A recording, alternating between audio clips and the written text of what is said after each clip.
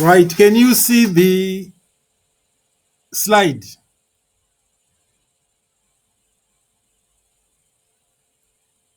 Hello?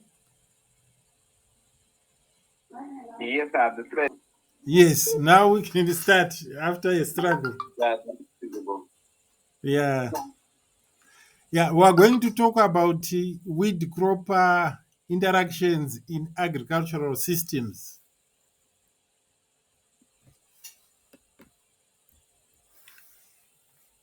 You can see the second slide. Yes, you can see it. Yes. Right. Thanks. The aim is to understand how weeds affect crop growth and reduce crop yields. This information could be useful for planning weed control programs for maximizing crop yields. The question which we wanted to address is how do weeds cause crop yield losses?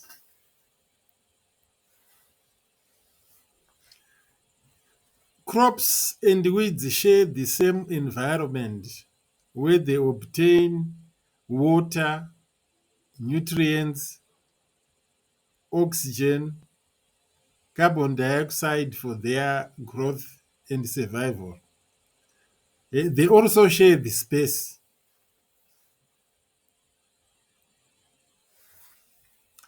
Weeds generally adversely affect crop growth, leading to reduced crop yields. Some crop genotypes can also suppress the growth of weeds. But of course, our interest is the impact of weeds on crop yields. This then is a situation where we have a maize crop infested with blackjack growing together in the same field. What may happen is that the blackjack may cause uh, yield reductions in the maize crop. Here we've got a soybean crop in a weedy environment. You can see this is the soybean and there are weeds. There are four weed crop interactions. The first one is competition. Number two, we have got areopathy. And number three, we have got interference. At this stage, I would like to say that competition plus areopathy forms interference.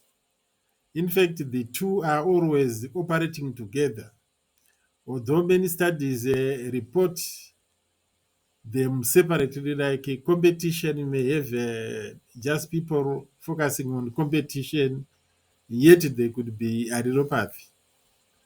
Then the fourth interaction, which will form a separate topic, will be parasitism.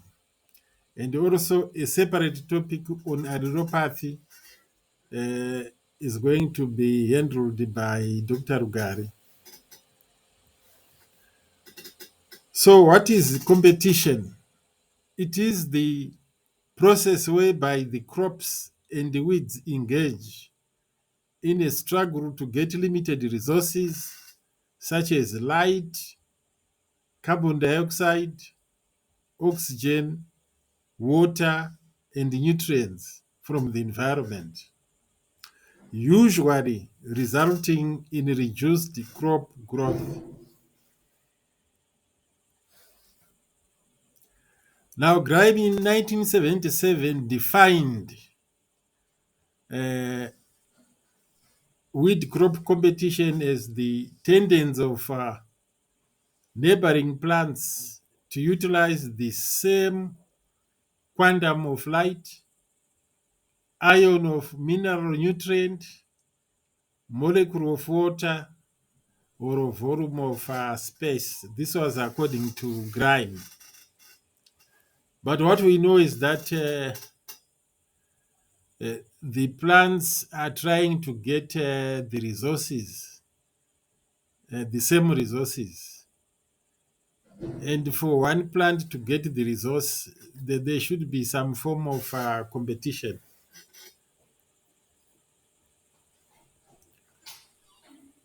This is the groundnut crop with weeds. It may be difficult to distinguish which is which in this mixture. Here we've got maize crop with weeds. We've got these rows of maize and their weeds. Probably this maize was affected by weeds, but there could be other soil. It could be due to some soil nutrients, but of course interacting with the presence of weeds. Here we've got a maize field, a groundnut field affected by weeds. Here's a maize field. You can see the leaves are turning purplish in the presence of weeds. Again, nutrient deficient symptoms, purplish leaves due to competition, probably for phosphorus. Again, more purplish leaves in maize in the presence of weeds.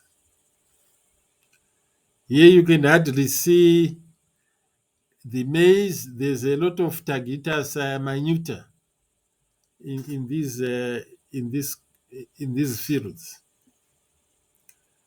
Again, lots of Tagetes minuta. Here's a soybean field infested with weeds. Again, soybean crop with weeds. We now have cyanodon effects in maize. This is the area which has been affected by cyanodon. There could be competition, but this is typical interference where you have competition plus adenopathy. That's why this maize is so standard. This is a typical smallholder farming field. Maize infected with weeds. Here, this is Nyanyad's irrigation scheme. Lots of weeds in the maize crop. You can see the farmer is trying to weed the crop, but you can see probably the maize has been seriously affected by weeds. There are more weeds than the crop in this patch of land. Again, we see a lot of weeds in a maize crop. Here, there are also some weeds. So the aim of our study is really to find out how weeds affect crops.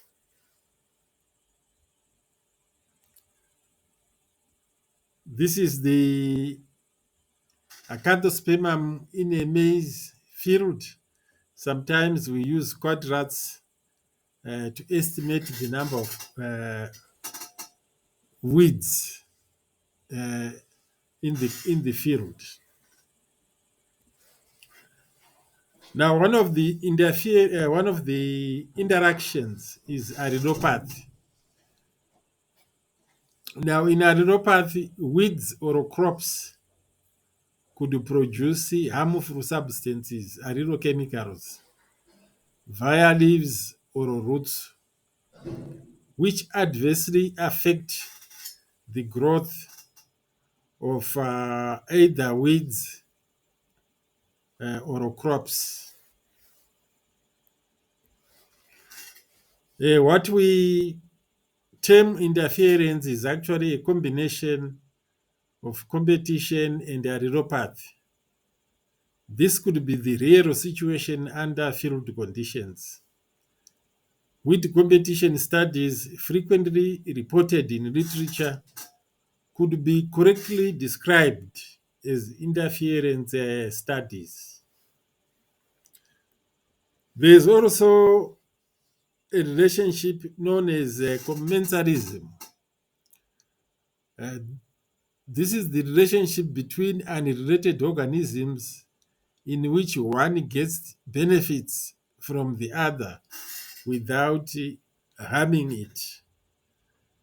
Probably this could be a situation where you have an intercropping situation where maize may benefit from the legume. But as far as weeds and crops are concerned, there is no commensalism.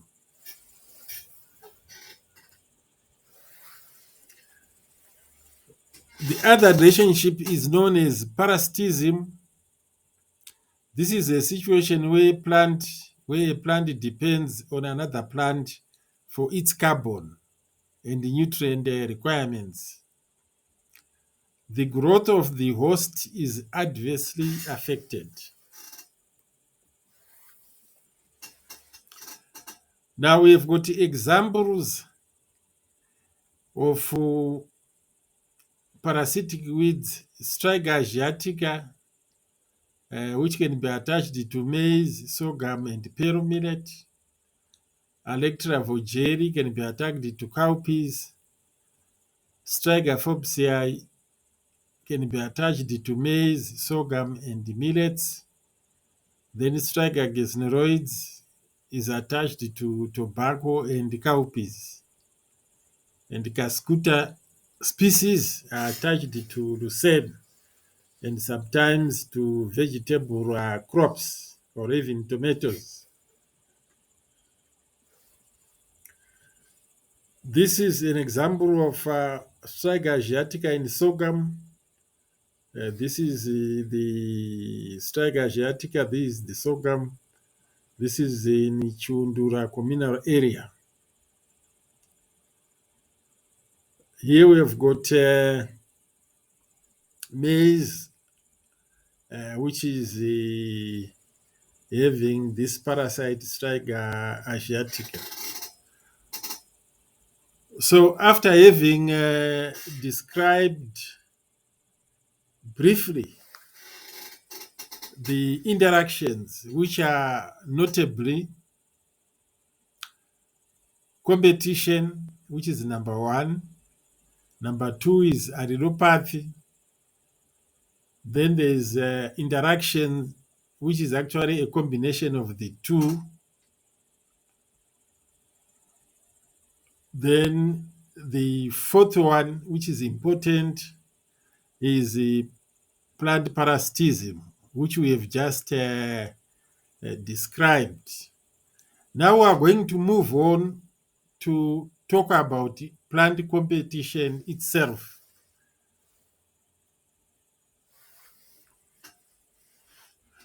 Now, plant competition can be divided into two parts. We have above ground or aerial competition. This is the competition for light and carbon dioxide. Then we have got below ground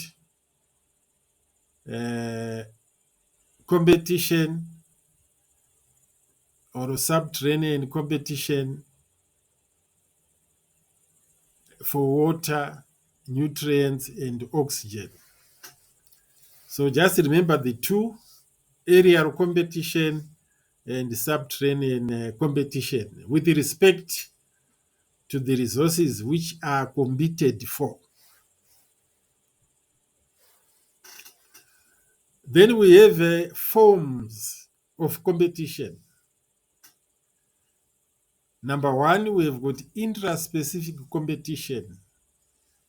This is competition which occurs within the same plant species, like maize competing against maize. So remember, intra-specific competition. Second, interspecific competition. We now have different plant species. For example, crop and wheat, which will be competing. So remember, interspecific competition, different plant species. Intra-specific competition, same plant species competing. So what do plants compete for? For above ground competition, they can compete for light. Now, plant characteristics which are important for competition for light are as follows. Number one, we have got high growth rate, which can result in tall plants. So a plant which competes for light should have a high growth rate. Number two, it should also have a high leaf area index so that it can harvest the light. Leaf angle and arrangement is important. We have horizontal versus angled leaves. Now, horizontal leaves may result in shading in such a way that the plant may not acquire enough light. Or rather, it may prevent below it may prevent acquisition of light of short plants. Let's say you have a tall plant with horizontal leaves, it will shade other small plants. Now, angled leaves may be a better arrangement in terms of light harvesting because there is light penetration. Sometimes we talk of canopy structure, which can access light. So the canopy structure can have an impact on the light interception. Here we have got a maize and shamba grass. You can see light is shining on these plants. This is maize, almost with the same height with the shamba grass. So both maize and shamba probably could be competing for light.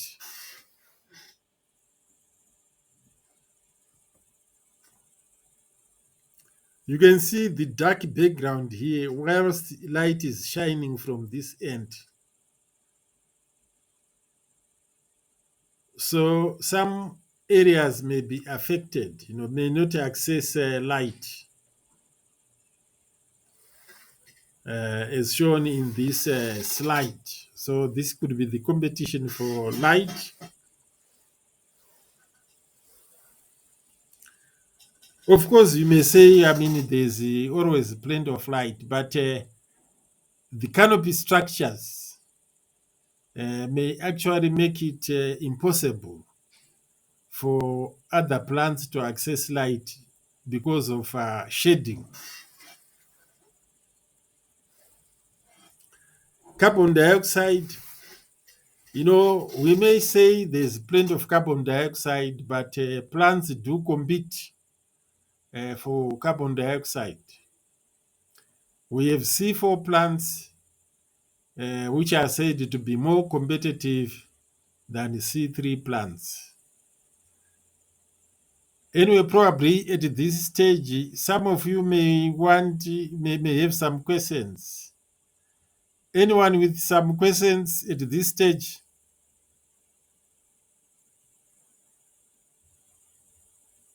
Hello? Okay, so mine is fun to change. On maize and samba grass, the previous slide, you can say it is an example of interspecific competition.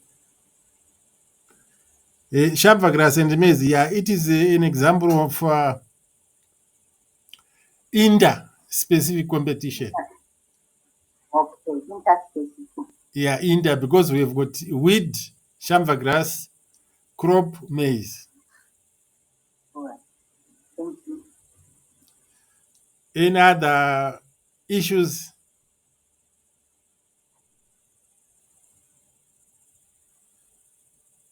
It's unfortunate we cannot see each other, is it? Okay, I will proceed with carbon dioxide. Now, C4 plants use PEP carboxylase and rubisco to acquire carbon dioxide. And this is an efficient system where we have Amaranthus hybridus, Cynodondactylon, and the Cyperus esculentus. These are all C4 plants. C3 plants, we have got, they just only have rubisco. They don't use PEP carboxylase to make the acquisition of carbon dioxide efficient. And you may see that most of our crops, like soybean, cotton, wheat, and groundnuts, belong to C3 plants. Now, because of pollution, measurements on the CO2 in the atmosphere seem to be increasing. You can have a look from 1960 up to 2020. The levels of carbon dioxide have been increasing in the atmosphere. And as a result, this has got an impact on climate change. Carbon dioxide can lead to an increase in temperature, but probably the question is, as carbon dioxide is increasing, does it mean that most of the weeds, which are the C4 plants, are going to become less competitive? And our C3 crops will actually become more competitive and may actually require no weeding at all. That is the question which we may have. We don't have an answer right now. Now, I want to explain something about carbon dioxide.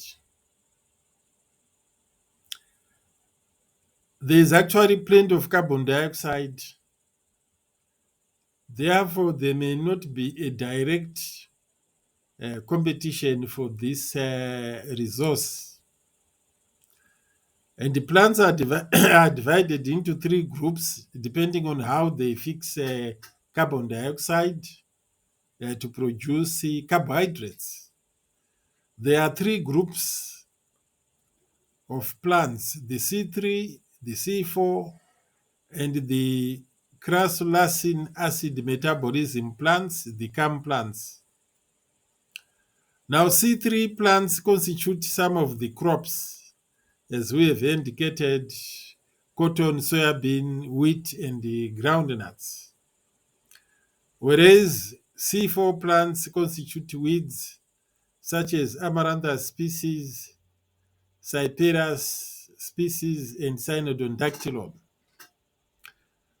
One of the CAM plants which we know is Portulaca oleracea, a weed which is commonly known as fatty hen or Chifandi chimuka.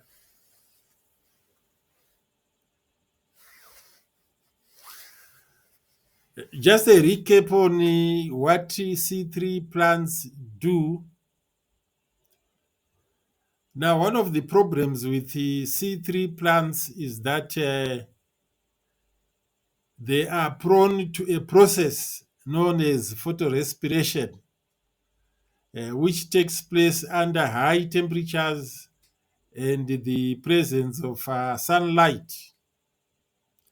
What may happen is that photosynthesis is speeded up, leading to high concentrations of oxygen in the leaf in areas known as the mesophyll layer.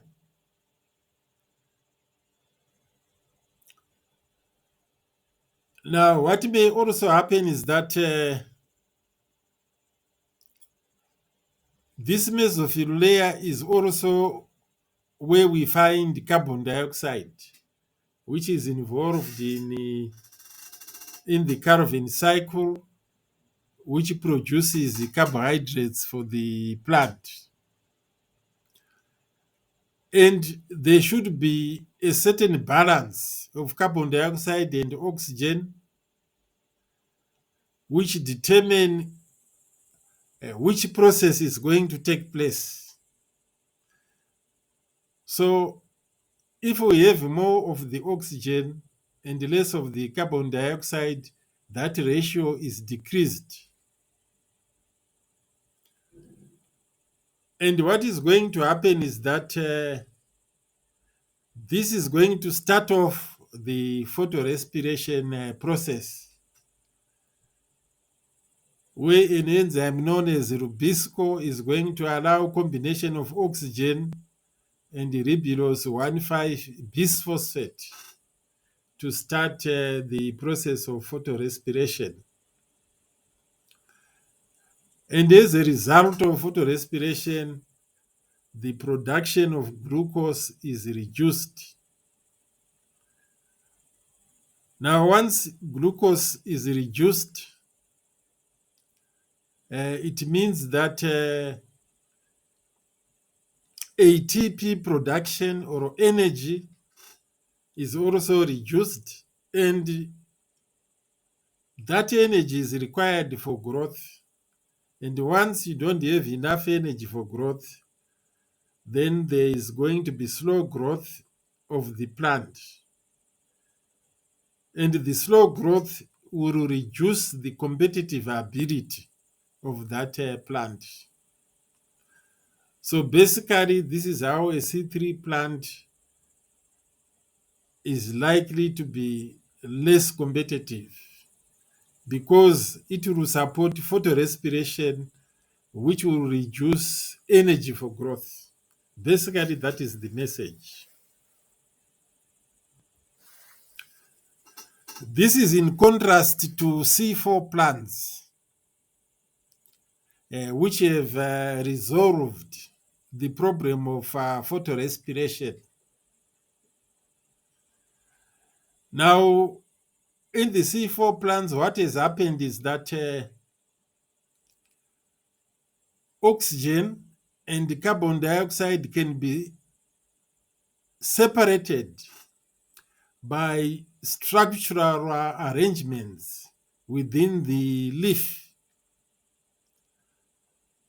Now, the carbon cycle, instead of occurring anywhere in the leaf, it is restricted in the vascular bundles rather than the mesophyll cells.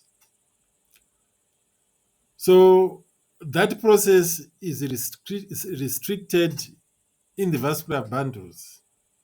So what happens is that should the plant be subjected to a lot of light, which will drive photosynthesis, the carbon dioxide is going to be taken up by what is known as PEP and converted to oxaloacetic acetate. Then is also changed to malate and moved to the vascular bundles, where malate will release carbon dioxide for the Calvin cycle so that there's production of sugars, ATP, for growth. And oxygen will remain in the mesophyll cells. And this will stop photorespiration to take place, which is very destructive. So C4 plants have got a mechanism of avoiding photorespiration, and they can support their growth, and they can become highly competitive.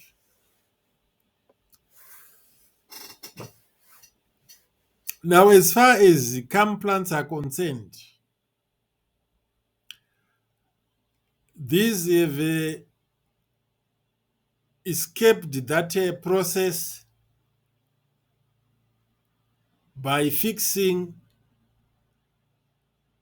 by actually acquiring carbon dioxide during the night. They close the stomata during the day and open their stomata during the night. Once they get carbon dioxide during the night, PEP will convert it to oxaloacetate, then malate, and it is stored in the vacuoles. Then during the day, the vacuoles may release carbon dioxide, which is then used to produce carbohydrates, which are necessary for growth. And this can happen in Portulaca oriracea, a weed, and it can have a high competitive ability.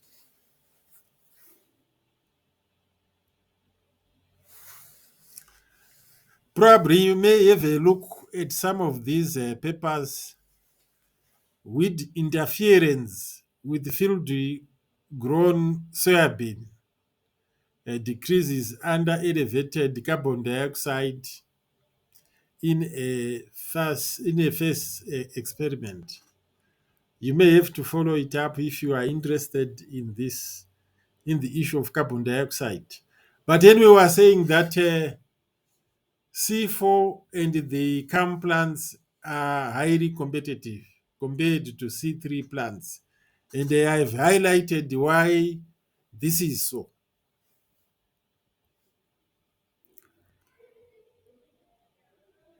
You can also read this paper, The Impact of Elevated CO2 on Yield Loss from C3 and C4 wheat in field-grown soybean. So that's it for carbon dioxide. Now, competition for water.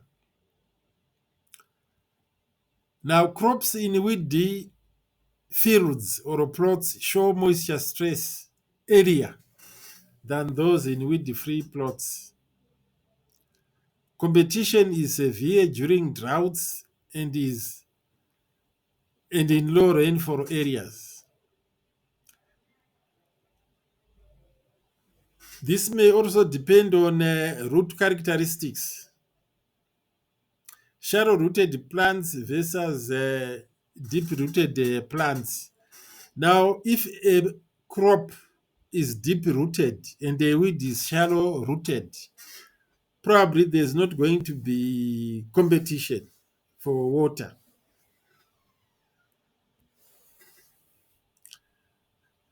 Then competition for nutrients. Weeds and crops compete for N, P, and K. Nutrient deficiency symptoms are frequent in weed plots. For example, you can have yellowing of leaves indicating nitrogen deficiency, and the purplish leaves indicating phosphorus deficiency. This then is a picture which is showing us nutrient deficiency symptoms. We have got purplish leaves in the presence of these weeds. This is the phosphorus deficiency symptom.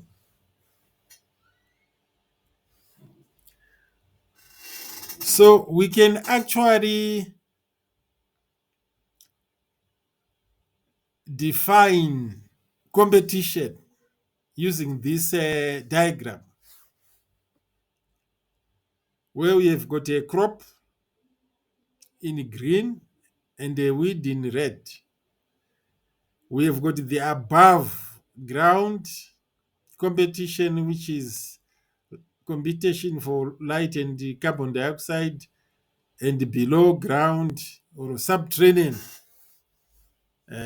competition for nutrients, NPK, and water.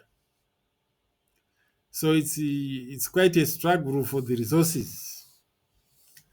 So in a nutshell, this is competition. Probably I will stop the presentation here. Then I will pick on it later, discussing certain different issues.